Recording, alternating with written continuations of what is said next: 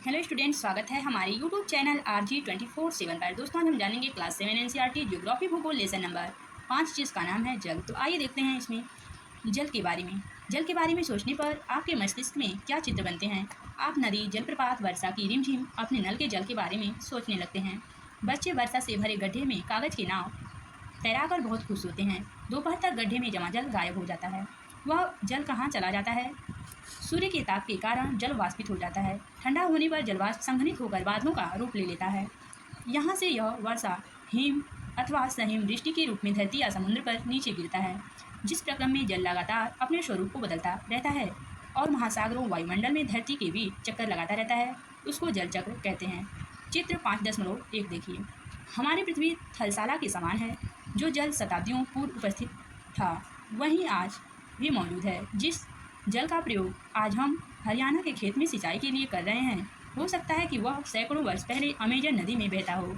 अलवर जल के मुख्य स्रोत नदी, ताल, सोते एवं हिमनद हैं। महासागरों एवं समुद्रों का जल अलवड़ी होता है। इसमें अधिकांश नमक, सोडियम क्लोराइड या खाने में उपयोग किए जाने वाला नमक होता है। चित्र में देखिए जल चक्र। आइए देखते हैं आगे कुछ टिप्पणी। थलशाला, यह छोटे घर के पौधे रखने का कृत्रिम आहत होता है। आइए देखते हैं आगे। अपनी थलशाला बनाएं। एक बड़े जार के 1/4 भाग में मिट्टी भरकर उसे अच्छी तरह दबा दें। इसके ऊपर ह्यूमस की एक पतली परत लगाएं। पहले सबसे बड़े पौधे लगाएं, तदुपरांत उसके चारों ओर छोटे पौधों को व्यवस्थित करें। इसमें जल की फुहार छिड़कें। जार को बंद कर दें। पत्तियों एवं मिट्टी के द्वारा वाष्पित जल संघनित होकर जल की बूंदों के रूप में नीचे गिरता है। आइए देखते हैं आगे। चित्र में देखिए विश्व प्रमुख समुद्र, झीलें एवं नदियाँ। आइए देखते हैं आगे। लवणता 1000 ग्राम जल में मौजूद नमक की मात्रा होती है। महासागर की औसत लवणता 35 भाग प्रति 1000 ग्राम है। आइए देखते हैं जल का वितरण। हम सभी जानते हैं कि पृथ्वी की सतह का 3/4 भाग जल से ढका हुआ है। यदि धरती पर थल की अपेक्षा जल अधिक है तो अनेक देशों में जल की कमी का सामना क्यों करना पड़ता है? क्या पृथ्वी पर मौजूद संपूर्ण जल हमारे लिए उपलब्ध है? निम्नलिखित तालिका में जल वितरण का प्रतिशत दिया गया है। आइए देखते हैं कुछ टिप्पणी। इजराइल के मृत सागर में 340 ग्राम प्रति लीटर लवणता होती है। तैराक इसमें प्लव कर सकते हैं क्योंकि नमक की अधिकता इसमें सघन बना देती है। साधारण क्रियाकलाप द्वारा जल के वितरण को प्रदर्शित किया जा सकता है। क्रियाकलाप बॉक्स देखें। आइए देखते हैं आगे।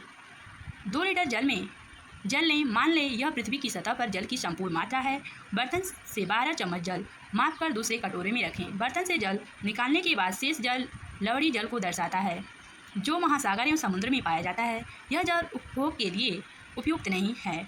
यह लवणीय जल नमक युक्त होता है। कटोरे में निकाल कर रखा गया 12 चम्मच जल पृथ्वी पर मौजूद संपूर्ण अलवण जल की मात्रा को दर्शाता है। चित्र में इस जल के वितरण को दर्शाया गया है। आप स्वयं देखेंगे कि आप जल की कितनी मात्रा का उपयोग कर सकते हैं। चित्र में देखिए अलवण जल का वितरण। आइए देखते हैं आगे। जल हमारे लिए क्यों महत्वपूर्ण है? जल संरक्षण की कुछ विधियाँ सुझाइए अपने घर में, स्कूल में। आइए देखते हैं आगे। महासागरीय परिसंचरण। समुद्र तट पर नंगे पैर चलने में से कुछ जादुई सी अनुभूति होती है। पुलिन पर नम बालू, ठंडी पवन, समुद्र पक्षी, वायु में लवणीय गंध एवं लहरों का संगीत, सब कुछ सम्मोहित करने वाला प्रतीत होता है। ताल एवं झील के शांत जल के विपरीत महासागरीय जल हमेशा गतिमान रहता है। यह कभी शांत नहीं रहता है। महासागरों गतियों को इस प्रकार वर्गीकृत कर सकते हैं जैसे तरंगे, ज्वारभाटा एवं धाराएं। चित्र में देखिए प्रशांत महासागर।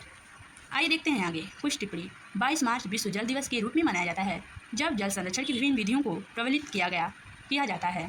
धन्यवाद दोस्तों। इस क्लास की आगे की जानकारी हम अगली वीडियो में देंगे। अगर वीडियो पसंद आएगी तो लाइक, शेयर, सब्सक्राइब, कमेंट करके जरूर बताइएगा। तब तक के लिए धन्यवाद। जय हिंद, जय भारत।